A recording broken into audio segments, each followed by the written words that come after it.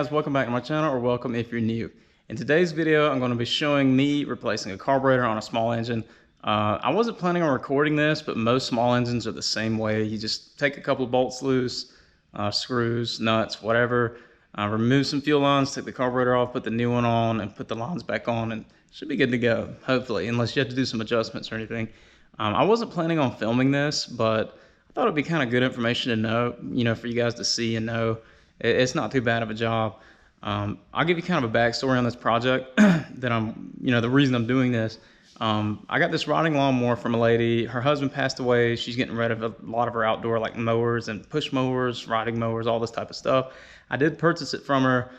She didn't know, but she thought that all it needed was a new battery and that it was good to go.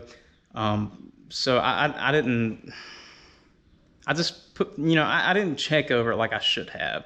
And I probably paid a little bit too much, but I replaced the battery.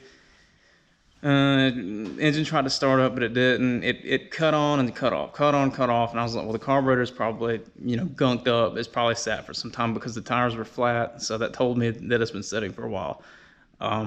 So I bring it home. I should have looked at it there. Brought it home. Took the carburetor apart. And it was full of like leaves and dirt and varnish, like the old gas, and just junk. So I cleaned out all the little orifices, sprayed carburetor cleaner, got the carburetor good and clean, put it back together, and stupid me should have checked the fuel before actually working on the carburetor.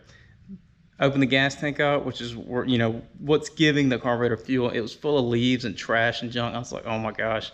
So I just went ahead and took that off, cleaned it up, washed it out with a hose pipe really good, let it dry. Obviously, you don't want water going back in your carburetor. But I ended up just replacing the fuel lines, got the carburetor cleaned up again. And a lot of the gaskets, I don't know if you guys have ever tried to rebuild a carburetor before, but usually on carburetors, if you take one apart and you normally destroy the seals. Those seals have stretched or expanded, swelled, whatever you want to call it. The O-rings are normally dry from the gas. The needle on the float, there's like a rubber triangular looking thing. I was going to try to use two hands, but I'm holding my camera. That was cracked in it. It was just a disaster. I was able to get it running because I wanted to make sure it was going to run good and make sure the carburetor was the only issue. I ended up trimming a little bit off of the float to leave it on all the time. And it has one of those electric fuel shutoffs. I just cut that thing completely off. And I have it running. It just won't run under load, if that makes sense. Like the bowl won't supply enough fuel. But that let me know that it needs a new carburetor. So instead of trying to rebuild it and all this type of stuff, I think a rebuild kit was like 15 bucks. And I just bought an entire brand new carburetor for 25. So let's go ahead and get started. I kind of explained, I've already got new fuel lines. I pressure washed it and cleaned it up real good. Got the fuel tank good. It just needs the carburetor. Let's get to that because that was a really long intro. And I hope you guys can see this okay. I have you sitting in my toolbox drawer right now. I've already loosened these. This is for the air filter cover. We're gonna pop this and see how dirty it was. I mean, I sprayed it off with air. Probably should wipe this out, but it's not that big of a deal. This kind of gives you an idea of the condition of it before I washed it. I kind of wish I had filmed all that stuff, but that would have been too long of a video. I've already blown out there. I blew this out as good as I could. This new kit that I ordered came with the air filter and all this stuff, but as you can see, this is not the same exact thing. I don't really care about that anyway. I can blow this out. It'll work just fine. Obviously, it came with a carburetor. It came with some fuel lines. It came with a choke lever, some gaskets, lots of little hose clamps. It came with a new filter. And this filter is probably not that great. Can you see? You can see through it pretty good, which most filters you cannot see through. This is just going to get big stuff. Like if you drop a piece of leaf or something like that in there, it's going to catch that. Well, that was good to throw it on the ground and tear it up, wasn't it? And it also came with a shutoff valve. And I'm going to put this on there because this is going to be nice to have when I'm actually, if I ever have to work on this again, I can just turn this valve and it'll shut the supply of gas off. And it came with some more hose clamps. I think that's a really good deal for 25 bucks. I mean, for all that stuff, especially as expensive as stuff is right now, So let's get into taking the carburetor off. I've decided I'm not going to use this filter, this fuel filter, because I don't know, it looks real cheap and crappy, to be honest with you. It looks like it's going to be leaking sometime, and I don't want to have to replace this junk.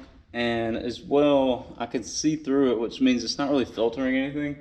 And I'm real tedious about my maintenance, and I look at my fuel, all my gasoline is like double filtered anyway from the fuel pump, and then I filter it again. So I don't see myself pouring particles that big in there, so this is going to be useless to me. I might put a better gasoline filter on it one day, but for right now, I'm not putting this junk on there. But I am going to put this on there, and you'll see why. When I cut this line, gas is going to be going everywhere. I'm going to snip it, hold it above the fuel level, push this on there, turn the valve off, and hopefully this works. Hopefully this is not some junk. But let's go ahead and do that.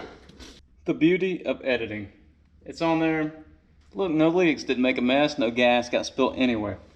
But I got this on there, got the clamp. I'm gonna turn this thing down so you can see the old, look at that brown gas coming out. That's from this carburetor.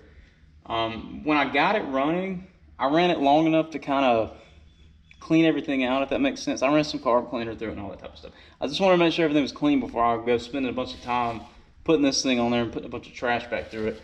That's why I got a clean gas tank. I got new fuel lines, new evaporator lines, whatever you want to call that. This captures like the evaporated fuel, I guess. I don't know. But anyways, got the fuel, got this valve on, got the clamp on. That's one thing you need to do. Make sure you put your clamp on before you put your fitting on. I just use some regular pliers. And be careful, because sometimes if you let go, this thing will fling out and potentially knock your eye out or something, probably. Go ahead and put that on there.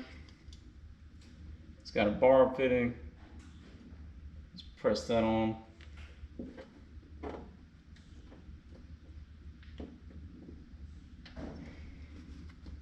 And get your clamp it back on. And my OCD kicks in, so they have to be perfectly lined up. Next step, I'm gonna pretty much just take this, disconnect the fuel line from this old carburetor. Come off, darn you. Okay, so you get that off, and you can normally just twist it. When it breaks loose, you can only just pull it off like that. So the fuel line's out of the way, and wow, it's nice having that valve there, because before, this thing didn't have one, and it was just pouring gas out everywhere. Actually, before, what I did was just take this off, and it was long enough to put, as long as you put it above the fuel, it doesn't have enough pressure to force out. Because this is kind of like gravity fed, if that makes sense. Next up, I've already, like I said, I cut the inside of this valve off. So this isn't doing anything.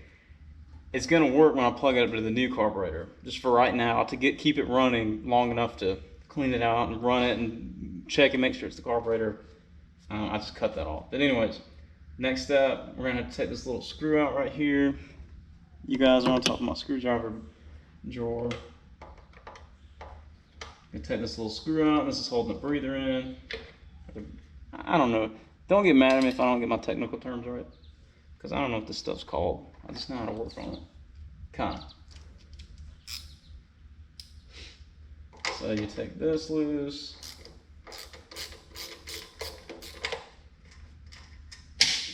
Throw the nut in the floor and destroy it.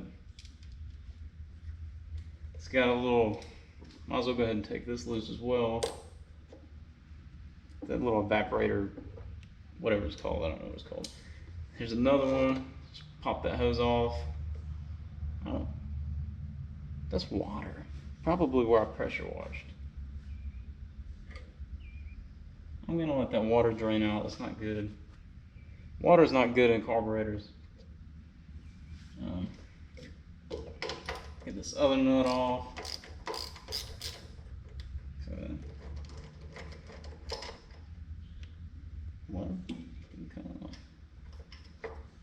Okay. And this should slide off, but it's not because I'm on camera. This thing's gonna be fun to put back in, I'll tell you. That looks okay. And I just pressure washed this thing. I think it was yesterday, so stuff's still kind of wet. Not really worried about it. Once I run it real good, one good time, and it gets hot enough, all that water will evaporate away. It's not that big of a deal. Probably don't want to stick your mouth on that, just like I just did. Now I need a smaller socket. I don't know what size this is, so let's look and see what I have. Probably the size. One stick down. There we go.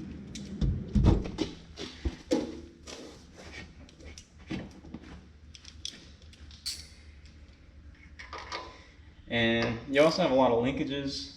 Well, there's only 2 linkages right here. I have the other linkage. I may or may not have broke the plastic piece for the choke. This is for the choke. And for whatever reason, they make these out of plastic, man. And this carburetor, somebody had previously worked on this, I guess. And the way they had this, the linkage on there,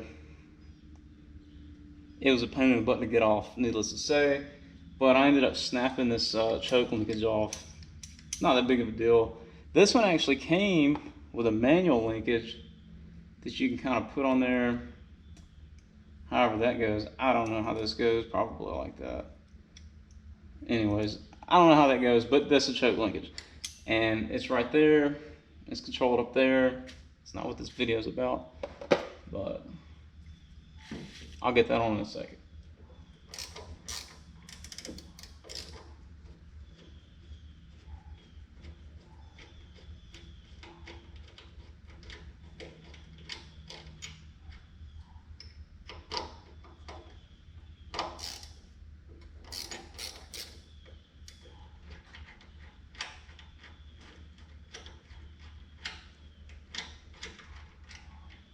Okay. So there's the linkages I was talking about. I didn't slide these 2 bolts out, put those new carburetor, try to get these off without destroying them. Oh goodness gracious. Got that one off. Got that one off. Okay.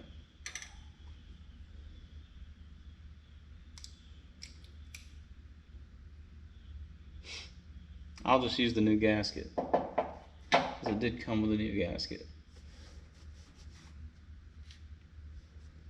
Ew, look at that brown gas coming out. See, this thing was, even though I cleaned it, there was still junk in it. Because you can't really clean the inside of a car. I mean, you can, but you have to soak it in carburetor cleaner, and I don't have one of those dip tanks. And the stuff is not cheap. The chemical, I mean, I think it's like $50 for a gallon of it or something like that. It probably lasts a long time, but I don't really feel like spending $50 on something just to clean something. Here we go. Okay. So we'll hook this back up to here. Hook this back into here if I can get it. Oh, go in you.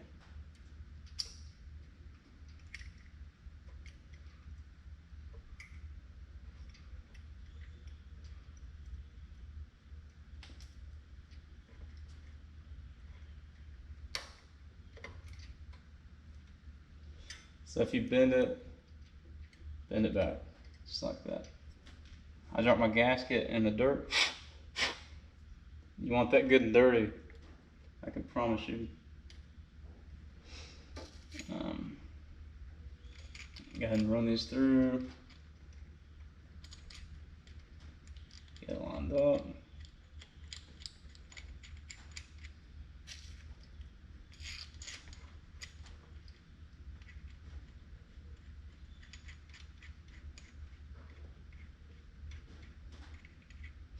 And I gotta get that choke. So I'm gonna set this here, and you guys hold it in place right quick for me so it doesn't fall on the floor and destroy itself. Here's that linkage that I was talking about right here. And I gotta remember how it works right quick. I'm gonna actuate it. Oh heck.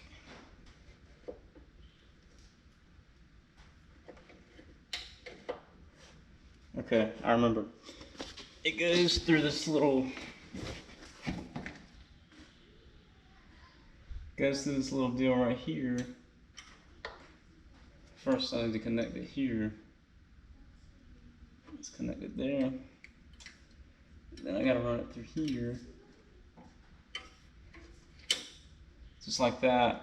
And then when you actuate that lever, that pulls back and forward for the choke. Make sure your gasket's on, make sure all this is connected. And then I'll move that back.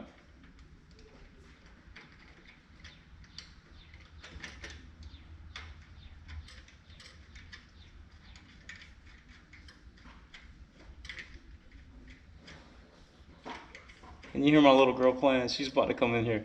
She makes an appearance in almost all of my videos. It's funny.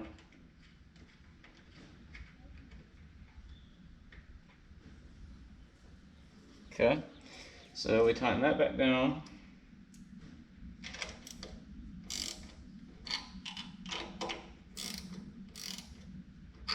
I kind of just work it back and forth. When one gets snugged, I snug the other one until it gets tight. And you don't want to get these super, super tight. I mean, you want them to be tight, but not like, what do they call it, ugga-dugga? You do not want to ugga-dugga, because this is plastic that it's threading into. No, actually, there's an insert, but you still don't want to ugga-dugga, because if you strip this out, it's more of a pain in the butt than this is worth. So just don't. Just use a little 1/4" ratchet and just barely. Yep, when you hear stuff cracking, you know it's tight enough.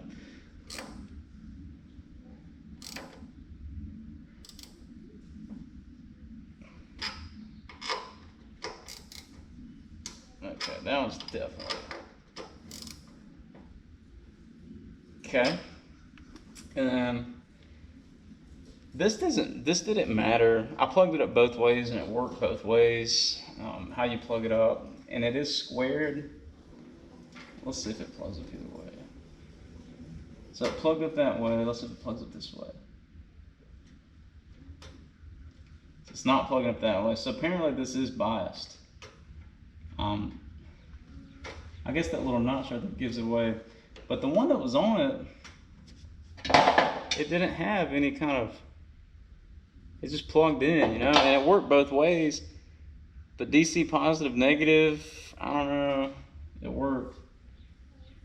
So, and you can also, you'll hear, it's a solenoid, so you hear it go when you turn the key. And you can also probably put your finger on it and touch it. And like if something happens and it's not cranking up and you have one of these, I hate these things, but if something happens and it's not cranking up, that might be backwards. If you don't hear it or feel it, so just something to look out for. Next up, we'll just slide this thing back on. Whoa, does this not have that? Mind blown. Oh, I'm not gonna plug that back up. See, when I do stuff on camera, I get all, what's the word, discombobulated? Is that the right word? My mind just went completely blank. I guess next step is to hook this back up. And it's might be kind of a pain in the butt doing, because it was hard getting out. If it was hard getting out, you know it's gonna be a pain in the butt getting back in here.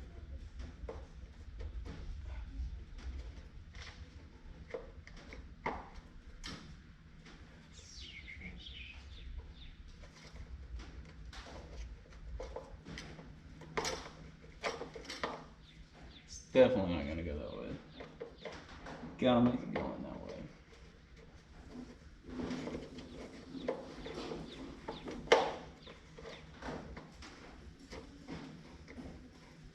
You probably need to take this shroud off right here. It looks like somebody's taken this off in the past, probably when they were working on this. But since I got it off, I should be able to get it back on, you know what I mean?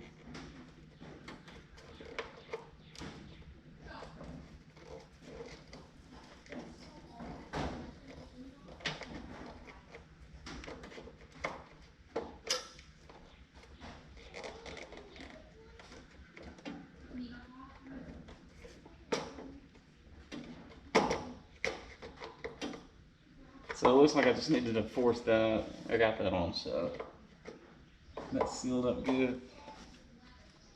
I had this little screw in there. Really need a magnetic nut driver, but I'm not using that. I'll just try to get this hole on it by hand.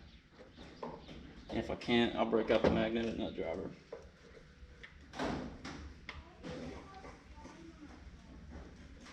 There you go.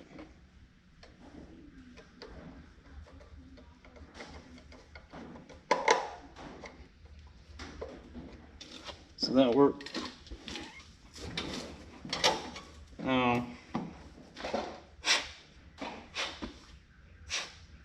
These nuts back on there.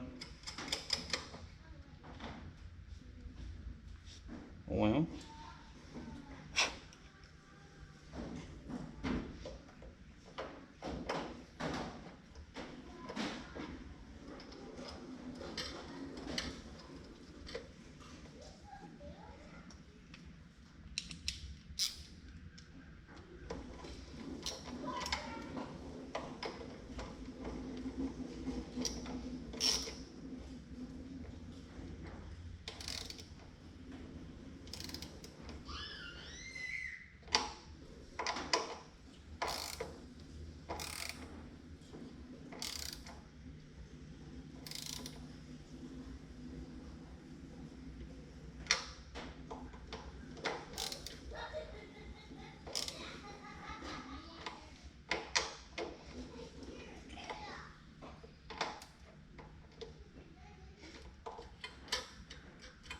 that's good.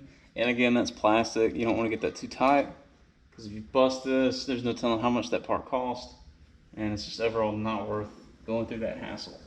So we'll get this reconnected. This is slid up on there. Right there.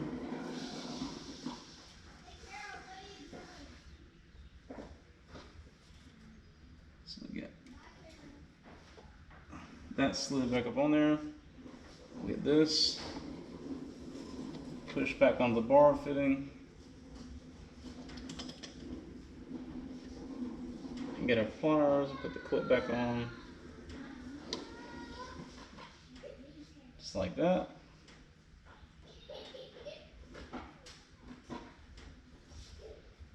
There we go. Then we'll get this clamp right here.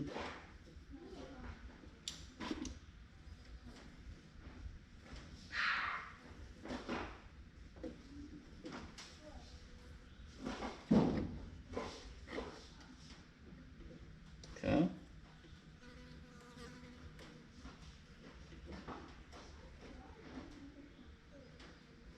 Get that back on. Everything's good, I hope. Now, the next thing we're gonna do is I'm gonna turn this key and make sure I can hear that thing coming on before I turn the gas on and all that. So, okay, I'm gonna turn the key. You're gonna hear the click coming from, let me point it at that right there. That's your solenoid for your fuel. Hear it?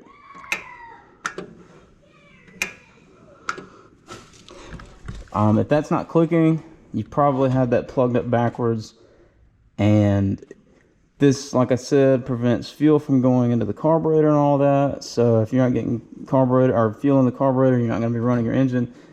So next thing I'm going to do, turn this on. You know, I didn't check and make sure that valve was working. It probably is. I should have checked that. But I'll turn this on, wait a few minutes, let the fuel, because you know my fuel level's right here and the carburetor's right here. So this is higher, gravity's pushing the fuel in here, right? So I'll wait a minute and then I'll turn that on, let everything fill up. You don't have to do this every time. I just do this when I change something like this to make sure everything has fuel in it, everything's good to go. Now we'll choke it. I'm not sure if you guys can see that, but now we'll turn the key and hopefully it starts. I better move this thing, that wouldn't have been good. It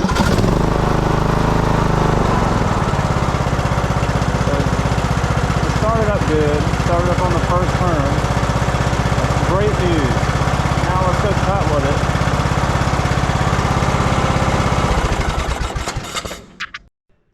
I don't know if you could hear me talking. The engine was right next to the camera, and I don't use my brain sometimes.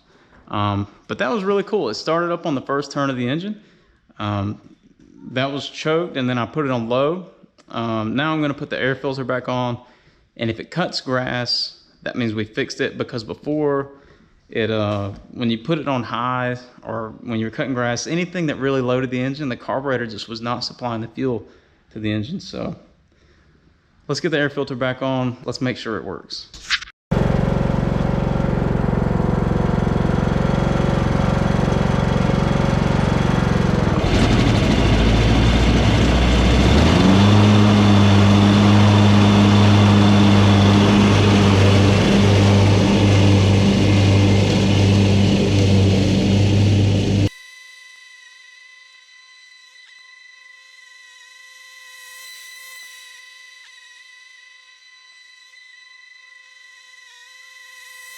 Guys, I would say that was a success.